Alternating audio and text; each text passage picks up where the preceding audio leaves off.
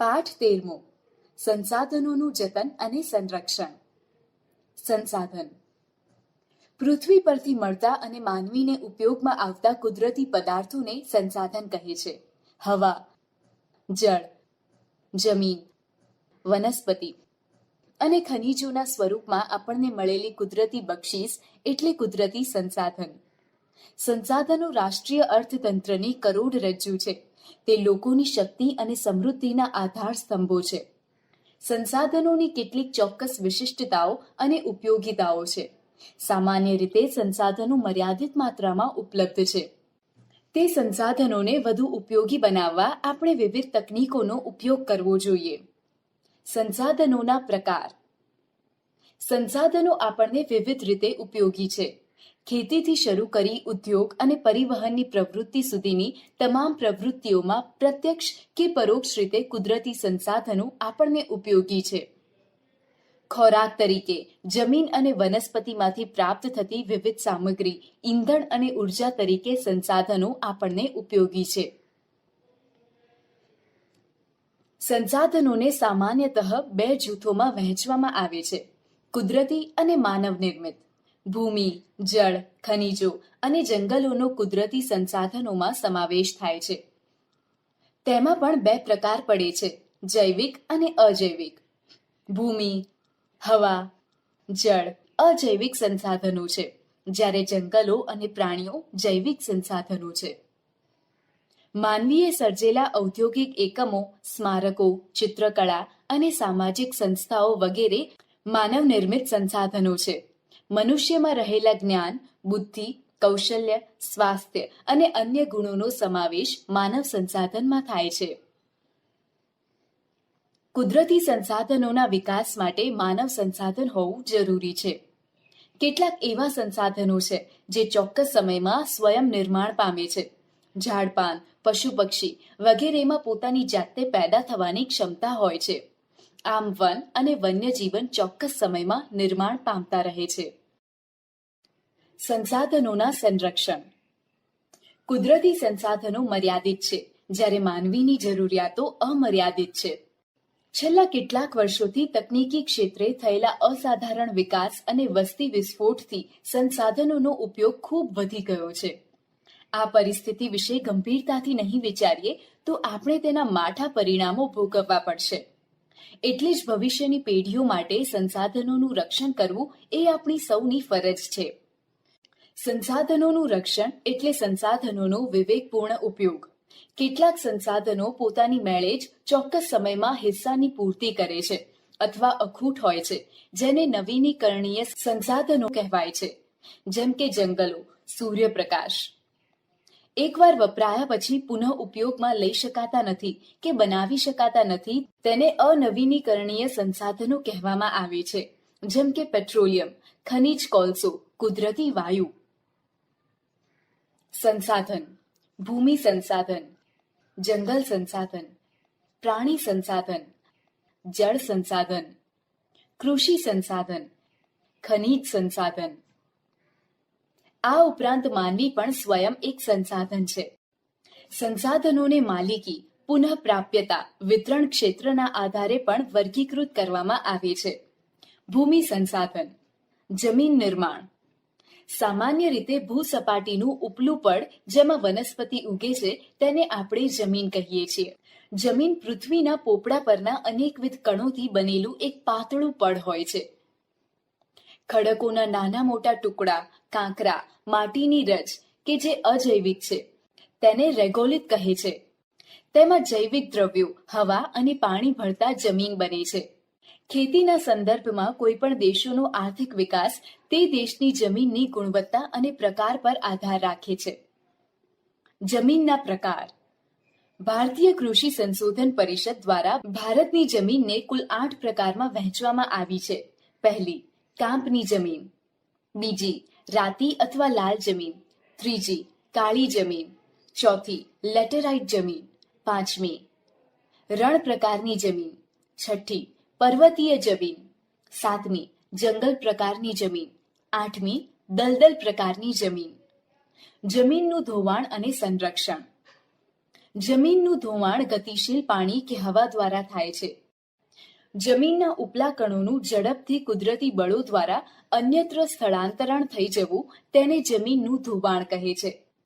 આવું થવાથી જમીન ખેતીની ઉપજમાં ઘટાડો થાય છે. તેને અટકાવવું જોઈએ. જમીન ધોવાણ અટકાવવાના ઉપાયો. પડતર જમીનોમાં વૃક્ષોનું વાવેતર કરવું જોઈએ. જ્યાં ઢોળાવવાળી જમીન છે ત્યાં પગથિયા પદ્ધતિથી ખેતી કરવી જોઈએ. આડબંધ બાંધવા જોઈએ. જમીન પર ચરાણ પ્રવૃત્તિઓને નિયંત્રણમાં લેવી જોઈએ. ભૂમિ સંરક્ષણ. ભૂમિ સંરક્ષણ એટલે જમીનનું ધોવાણ રોકીને જમીનની ગુણવત્તા જાળવવી. નદીના કોતરો અને પહાડી ઢોળાવો પર વૃક્ષો ઉછેરવા. રણની નજીકના ક્ષેત્રોમાં વાતા પવનોને રોકવા. વૃક્ષોની હારમાળા ઉગાડવી. અનિયંત્રિત ચરાણને અટકાવવું જોઈએ. ફળદ્રુપતા ગુમાવી બેઠેલી જમીનમાં પુનઃ સેન્દ્રિય પદાર્થનું ઉમેરણ કરવું જોઈએ. આમાં સૌએ સાથે મળી સહિયારા પ્રયાસો કરવા જોઈએ. જળ સંસાધન. પૃથ્વી પર પીવાલાયક પાણીનું પ્રમાણ આશરે 3% જેટલું છે. પૃથ્વીનો ત્રીજો ભાગ જળ વિસ્તાર ધરાવે છે. પાણી કુદરત થકી મળેલી અણમોલ ભેટ છે. જળ એ જીવનની પ્રાથમિક જરૂરિયાત. માનવીની રોજબરોજની પ્રવૃત્તિઓ, ઉદ્યોગો અને ખેતી માટે જળ ખૂબ જ ઉપયોગી સ્ત્રોત છે. જળ સંસાધનોમાં મહાસાગરો, ઉપસાગરો, નદીઓ, સરોવરો, ભૂમિગત જળ વગેરેનો સમાવેશ થાય છે. પૃથ્વી પર જળ સંસાધનોનો મુખ્ય સ્ત્રોત વરસાદ છે.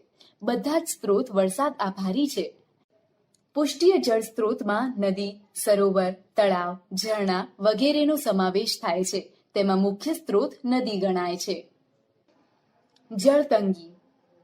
પાણી કુદરત થકી મળેલી અણમોલ ભેટ છે. વધતી જતી વસ્તી માટે અનાજની વધતી માંગ. રોકડિયા પાકો ઉગાડવા. શહેરીકરણ અને ઊંચા જીવન ધોરણના પરિણામે પાણીની માંગ નિરંતર વધતી જાય છે. તે પ્રકારની ગંદકીની સફાઈ પણ ઉપયોગી છે. હાલમાં આપણા દેશના ઘણા ભાગોમાં જળતંગીનું સંકટ વધતું જાય છે. પેયજળની અછત જોવા મળે છે. વર્તમાન સમયમાં ભૂમિગત જળને ટ્યુબવેલ દ્વારા બહાર કાઢતા ભૂમિગત જળ સ્તર નીચું ગયું છે. આજે દેશમાં પાણીની ઘટતી ઉપલબ્ધતા અને વધતી જતી અછત જેવી ગંભીર સમસ્યાનો સામનો કરવો પડી રહ્યો છે. જળ સંસાધનોની જાળવણી અને વ્યવસ્થાપન. આજે ઉપલબ્ધ જળ મર્યાદિત માત્રામાં છે. પ્રદૂષિત જળની ખૂબ મોટી સમસ્યા છે. જેથી પાણીના વિવેકપૂર્ણ ઉપયોગ અને તેની જાળવણીના ઉપયોગ હાથ ધરવાની આવશ્યકતા છે. જળ એ આપણી સહિયારી સંપદા છે. જળ સંરક્ષણ માટે સામાન્ય ઉપાયો જેવા કે વધુમાં વધુ જળાશયોનું નિર્માણ કરવું, ભૂમિગત જળને ઉપર લાવવાના પ્રયત્નો કરવા, નદીઓના પાણીને રોકી જળ સંચયન કરવાની જરૂરિયાત છે. વરસાદ જળને રોકી એકઠું કરવાના ઉપાયો પણ કરવા જોઈએ, જેમ કે બંધારા તૈયાર કરવા, શોષકુવા બનાવવા, ખેત તલાવડી વગેરેનું નિર્માણ કરવું જોઈએ. આ સિવાય લોક જાગૃતિ લાવી જળ સંરક્ષણમાં લોક ભાગીદારી વધારવી, બાગ બગીચા, શૌચાલયમાં વપરાતા પાણીનો કરકસરપૂર્વક ઉપયોગ કરવો જોઈએ. જળાશયો, નદીઓને પ્રદૂષણથી બચાવવા, ભૂમિગત જળનો ઉપયોગ કરતા એકમો પર દેખરેખ રાખવી જોઈએ. ખનિજ સંસાધન. વર્ષો પહેલા માનવી શિકાર માટે પથ્થરમાંથી બનાવેલા ઓજારોનો ઉપયોગ કરતો. એટલે કે માનવીનો ખનિજ સાથેનો સંબંધ ખૂબ જૂનો અને ગાઢ છે. માનવ સંસ્કૃતિમાં માનવ વિકાસના તબક્કા ખનિજોના નામ પરથી ઓળખાય છે, જેમ કે પાષાણ યુગ, તામ્ર યુગ, કાંસ્ય યુગ, લોહ યુગ. વર્તમાન સમયને અણુયુગ કહે છે. ઔદ્યોગિક ક્રાંતિ પછી ખનિજોનું મહત્વ અનેક ગણું વધી ગયું છે. ભારત પાસે પૂરતા પ્રમાણમાં ખનિજ સંપત્તિ હોવાથી વિશ્વના દેશો સાથે કદમ મિલાવવા આગળ વધી રહ્યું છે. ખનિજ સંરક્ષણ. ઔદ્યોગિક ક્રાંતિ પછી તકનીકી વિકાસ અને વધતી વસ્તીની માંગને કારણે કુદરતી સંસાધનોનો ઉપયોગ ચરમસીમાએ પહોંચ્યો છે, જેથી કેટલાક ખનિજો ખૂટી જવાનો ભય ઊભો થયો છે. ખનિજ સંપત્તિનો આજે ખૂબ મોટા પ્રમાણમાં ઉપયોગ થવા લાગ્યો છે. પેટ્રોલિયમ પદાર્થો જેવા ખનિજ ખૂટી જવાના આરે આવીને ઊભા છે. જેથી ખનિજ સંસાધનોનો ખૂબ કરકસર ભર્યો ઉપયોગ કરવો જોઈએ. તેનું સંરક્ષણ પણ એક પ્રકારની બચત જ છે. ખૂટી પડવાના આરે આવેલા ખનિજોનો વિકલ્પ શોધાય એ પણ જરૂરી છે. શક્ય હોય ત્યાં ખનિજોનો પુનઃ ઉપયોગ થઈ શકે તેવી પ્રક્રિયાઓ કરવી જોઈએ. વન અને વન્યજીવ સંસાધન. માનવનું અસ્તિત્વ અને પ્રગતિ વિવિધ સંસાધનોને આભારી છે. કુદરત પાસેથી આપણે વિભિન્ન ચીજો મેળવી આપણી જરૂરિયાતો પૂર્ણ કરતા રહ્યા છીએ, જેમાં જંગલો અતિ મહત્વનું સંસાધન છે. સાથે વન્યજીવન પણ નિરાળું અને વૈવિધ્ય સફર છે. ભારતીય સંસ્કૃતિમાં પણ વનનું ખૂબ મહત્વ દર્શાવાયું છે. જંગલોનું મહત્વ. જંગલો આપણને અનેક રીતે ઉપયોગી છે. જંગલમાંથી મળતું શાક અને સાલનું લાકડું ઇમારતી લાકડા તરીકે વપરાય છે. તેમાંથી ઘરનું ફર્નિચર વગેરે બનાવવામાં આવે છે. દેવદાર અને ચીડના લાકડામાંથી રમતગમતના સાધનો બને છે. વાંસમાંથી ટોપલા, ટોપલી, કાગળ, રેયોન વગેરે બનાવી શકાય છે. જંગલમાંથી લાખ, ગુંદર, મધ, ઔષધિ વગેરે આપણને મળે છે. જંગલમાં રહેતી પ્રજાને આજીવિકા પૂરી પાડે છે. જંગલોનું આર્થિક મહત્વ સાથે પર્યાવરણીય મહત્વ પણ વિશેષ છે. જંગલો આબોહવાને વિષમ બનતી અટકાવી ભેજ જાળવી રાખે છે, તેમજ વધુ વરસાદ લાવવા ઉપયોગી છે. ભૂમિગત જળને ટકાવી રાખવામાં પણ મદદરૂપ થાય છે તથા જમીનનું ધોવાણ થતું પણ અટકાવે છે. વાતાવરણમાં ઓક્સિજન અને કાર્બન ડાયોક્સાઇડનું સંતુલન જાળવવામાં મદદ કરે છે. ભારતમાં જંગલોનું પ્રમાણ ખૂબ જ ઓછું છે. સૌથી વધુ જંગલ અંદમાન અને નિકોબાર દ્વીપ સમૂહમાં તેમજ મિઝોરમ, મણિપુર, ત્રિપુરા, અરુણાચલ પ્રદેશ રાજ્યોમાં આવેલા છે. ઉત્તર પૂર્વના પર્વતીય ક્ષેત્રોમાં જંગલનું પ્રમાણ 60%થી વધુ છે. ગુજરાતમાં તેના કુલ ક્ષેત્રના સ્ટેટ ફોરેસ્ટ ડિપાર્ટમેન્ટ 2017-18ના રિપોર્ટ અનુસાર 11.18% વિસ્તારમાં જંગલો આવેલા છે. રાષ્ટ્રીય વન નીતિ અનુસાર કુલ ભૂમિભાગના 33% વિસ્તારમાં જંગલો હોવા જોઈએ. ભારતમાં જંગલોનું પ્રમાણ લગભગ 23% જેટલું જ છે. વન સંરક્ષણ. આજે જંગલો ઝડપથી નષ્ટ થઈ રહ્યા છે. ઘટતા જતા જંગલો વિશ્વની મોટી સમસ્યા બની છે. વન ઘટવાના ઘણા કારણો છે, જેમ કે માનવીની જમીન મેળવવાની ભૂખ, ઉદ્યોગો માટે કાચો માલ મેળવવા, ઇમારતી લાકડું મેળવવા, શહેરીકરણ વગેરેના લીધે જંગલો ખૂબ ઝડપથી ઘટી રહ્યા છે. જંગલોના આડેધડ વિનાશથી કેટલાક માઠા પરિણામો પર્યાવરણને ભોગવવા પડ્યા છે. પહેલો, પ્રદૂષણમાં વધારો. બીજું, વરસાદનું પ્રમાણ ઘટવું. ત્રીજું, દુષ્કાળ. ચોથું, જમીનનું ધોવાણ. પાંચમું, નિરાશ્રિત વન્ય પશુઓ અને તેમની ઘટતી સંખ્યાઓ. છઠ્ઠું, વૈશ્વિક તાપમાનમાં વધારો. સાતમું, પ્રાકૃતિક સૌંદર્ય નાશ પામવું વગેરે. ભારતીય બંધારણમાં વનો, સરોવરો, નદીઓ, વન્ય પ્રાણીઓ સહિત કુદરતી પર્યાવરણનું સંરક્ષણ કરવાની અને તેની સુધારણા કરવાની તથા જીવો પ્રત્યે અનુકંપા દર્શાવવાની નાગરિકની મૂળભૂત ફરજ છે. વન અને વન્યજીવોને કાયદા દ્વારા પણ રક્ષણ પૂરું પાડવામાં આવ્યું છે. તેમાં સજાની પણ જોગવાઈ કરવામાં આવી છે. વન સંરક્ષણના કેટલાક ઉપાયો નીચે મુજબ છે. પર્યાવરણ શિક્ષણ અને પર્યાવરણીય જાગૃતિ લાવવાથી વન સંરક્ષણ કરી શકાશે. વિવિધ સ્પર્ધાઓ, પ્રવૃત્તિઓ દ્વારા જંગલોનું મહત્વ સમજાવવું. જંગલ ખાતાના કાર્યક્ષેત્રને ગુણવત્તાસભર બનાવવું. પડતર જમીનમાં વૃક્ષારોપણ કરાવવું. શાળામાં ઇકો ક્લબની રચના કરી વિવિધ પ્રવૃત્તિઓ કરાવવી. વૃક્ષારોપણ, વન મહોત્સવ જેવા કાર્યક્રમોને મહત્વ આપવું. વન્યજીવ સંસાધન. ભારતનું વન્યજીવન વૈવિધ્યસભર છે. વિશ્વના વિવિધ જંતુઓ અને અનેકવિધ પ્રાણીઓની પ્રજાતિ ભારતમાં આવેલી છે. પક્ષીઓ અને માછલાની પ્રજાતિમાં પણ ઘણું વૈવિધ્ય જોવા મળે છે. સરીસૃપો, સસ્તન વર્ગના અને ઉભયજીવી પ્રાણીઓમાં ભારે વૈવિધ્ય જોવા મળે છે. જમ્મુ કાશ્મીર અને લદ્દાખમાં કાશ્મીરી મૃગ, જંગલી બકરીઓ જોવા મળે છે. ઉત્તરાખંડ, કર્ણાટક, કેરળ, અસમ વગેરે રાજ્યોમાં હાથી જોવા મળે છે. એક શીંગી ગેંડો ભારતનું વિશિષ્ટ પ્રાણી છે તે અસમ અને પશ્ચિમ બંગાળના દલદલીય ક્ષેત્રમાં વસે છે. કચ્છના નાના રણમાં અને તેને અડીને આવેલા ક્ષેત્રોમાં ઘુડખર જોવા મળે છે. ભારત જ એક એવો દેશ છે જ્યાં સિંહ, દીપડો અને વાઘ ત્રણેય જોવા મળે છે. સિંહ ગુજરાતના ગીરના જંગલોમાં વસે છે. વાઘ પશ્ચિમ બંગાળ, મધ્યપ્રદેશ, મહારાષ્ટ્ર, કર્ણાટક, રાજસ્થાન, હિમાલયના ક્ષેત્રો વગેરેમાં જોવા મળે છે. રોયલ બેંગાલ ટાઈગર વિશ્વની 8 જાતિઓમાંનો એક છે. દાંતા, જેસોર, વિજયનગર, ગુજરાતના ડેડિયાપાડા અને રતનમહાલ વિસ્તારમાં રીંછ જોવા મળે છે. ભારતમાં બતક, પોપટ, કાબર, કબૂતર, મેના વગેરે જાતિના પક્ષીઓ મોટી સંખ્યામાં જોવા મળે છે. ગુજરાતનું નળ સરોવર શિયાળામાં આવતા યાયાવર પક્ષીઓ માટે જાણીતું છે. સુરખાબ ગુજરાતનું રાજ્ય પક્ષી છે. ભારતના સાગર કિનારે મેકરલ, ઝીંગા, બુમલા, શાર્ક, ડોલ્ફિન, સાલ્મન વગેરે પ્રજાતિની માછલીઓ જોવા મળે છે. ભારતમાં વિવિધ પ્રકારના હરણ અને સાપની અનેક પ્રજાતિઓ જોવા મળે છે. હિમાલયના શીત વનોમાં લાલ પાંડા જોવા મળે છે. લુપ્ત થતું વન્યજીવન. ગુજરાતના જંગલોમાંથી વાઘ અને ભારતના જંગલોમાંથી ચિત્તો લુપ્ત થયેલ છે. કેટલાક પક્ષીઓ જેમાં ચકલી, ગીધ, સારસ, ઘુવડ, ઘોરાડ અને ઘડિયાળ, મગર, ગંગે, ડોલ્ફિન જેવા પ્રાણીઓ લુપ્ત થવાના આરે છે. ગુજરાતની નર્મદા, તાપી, સાબરમતી વગેરે નદીઓમાં જોવા મળતી જળબિલાડી સંકટમાં છે. વન્યજીવન સંરક્ષણ.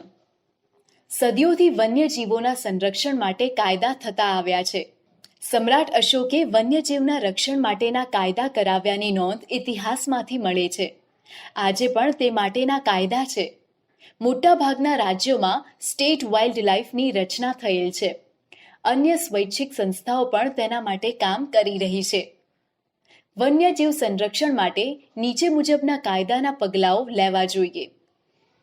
વન્યજીવો પર થતા અત્યાચાર અને શિકાર પ્રવૃત્તિને અટકાવવા કડક અમલ કરવો. જંગલના વન્યજીવોની ગણતરી સમયાંતરે કરવી જોઈએ.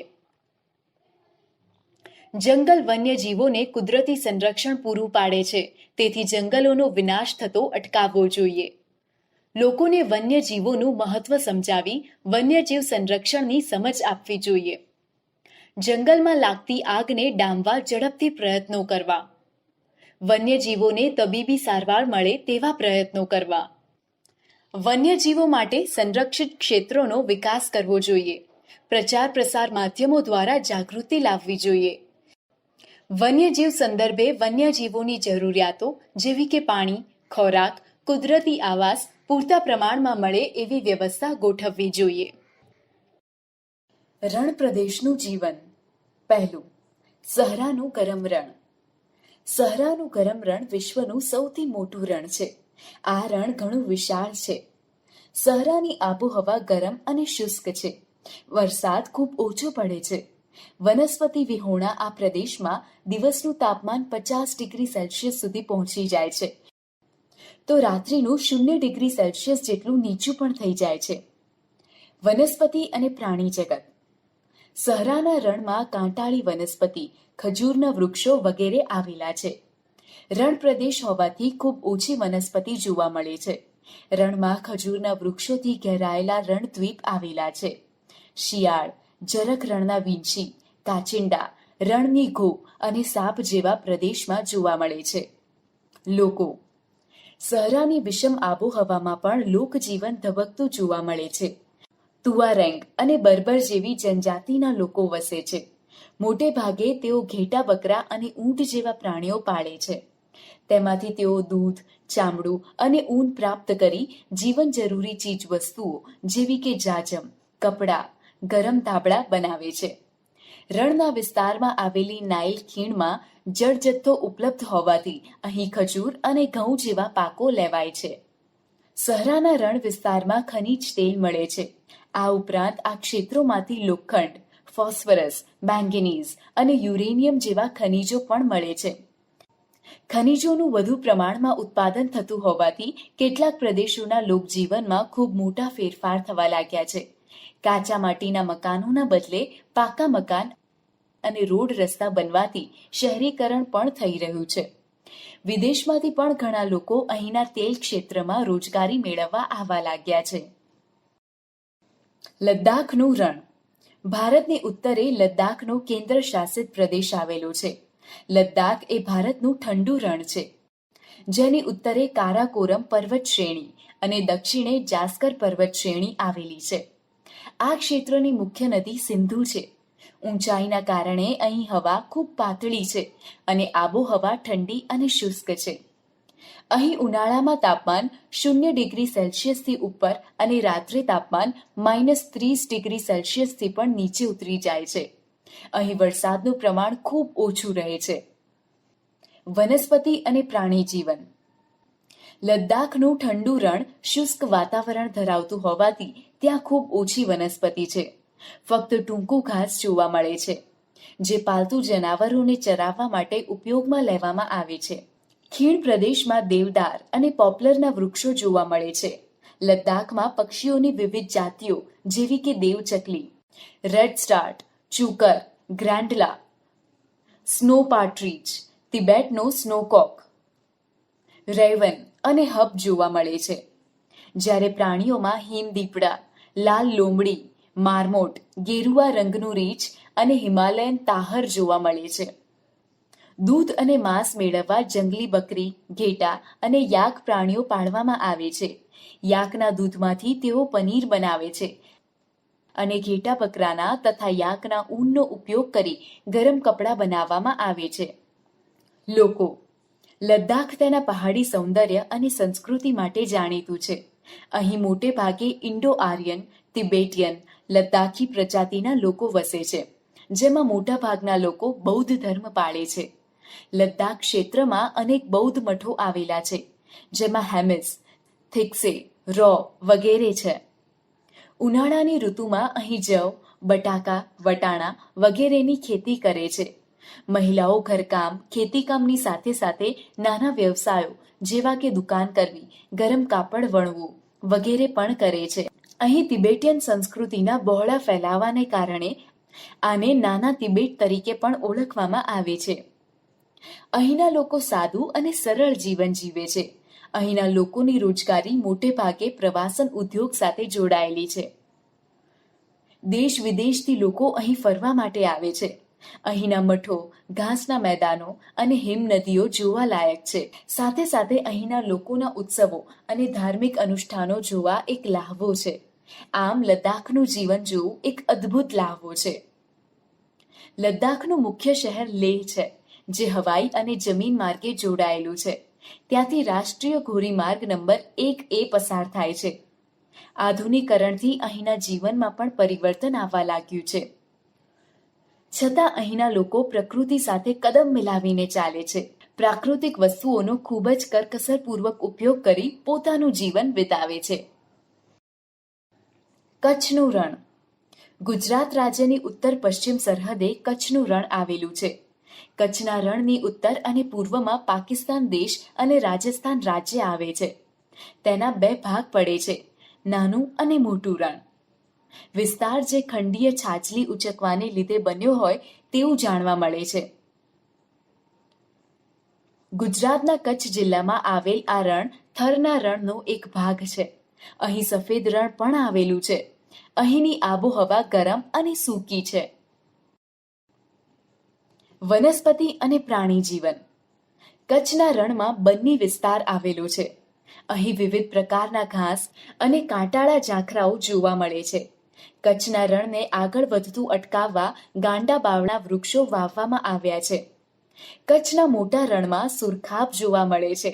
આ ઉપરાંત લાવરી, ઘોરાડ, કુંજ, સારસ વગેરે અન્ય પક્ષીઓ જોવા મળે છે. ઘોરાડ પક્ષી લુપ્ત થવાને આરે છે. અહીં ઘુડખર, નીલગાય, સોનેરી શિયાળ, હેણોતરો, નાર, ઝરખ ચિંકારા, કાળિયાર વગેરે પણ જોવા મળે છે. લોકજીવન. કચ્છનું લોકજીવન વૈવિધ્યસભર છે. અહીંના લોકો ઘેટા બકરા, ગાય ભેંસ, ઊંટ, ગધેડા જેવા પ્રાણીઓનો ઉછેર કરે છે. દરિયા કિનારાના વિસ્તારમાં લોકો વહાણવટુ, માછીમારો અને ઝીંગા પકડવાના વ્યવસાયમાંથી રોજગારી મેળવે છે. કેટલાક વિસ્તારોમાં વિશિષ્ટ આબોહવા હોવાથી ખારેક, દાડમ, નાળિયેર અને કચ્છી કેસર કેરીનો પાક લેવામાં આવે છે. અહીં મુખ્ય ખેતી પાક બાજરી છે. કચ્છના કેટલાક લોકો વિશિષ્ટ પ્રકારની ભરત ગૂંથણ અને હસ્તકલાના વ્યવસાયમાં જોડાયેલા છે. આધુનિક ઉદ્યોગોના વિકાસથી રોજગારીનું પ્રમાણ પણ વધતું જાય છે. અહીં પ્રવાસન ઉદ્યોગ પણ ખૂબ ઝડપથી વિકસી રહ્યો છે. તેમાંથી પણ અનેક લોકો રોજગારી પ્રાપ્ત કરે છે. કચ્છની ભૌગોલિક સપાટ પરિસ્થિતિના કારણે પેરાગ્લાઇડિંગ જેવી સાહસિક પ્રવૃત્તિઓ વિકસી રહી છે.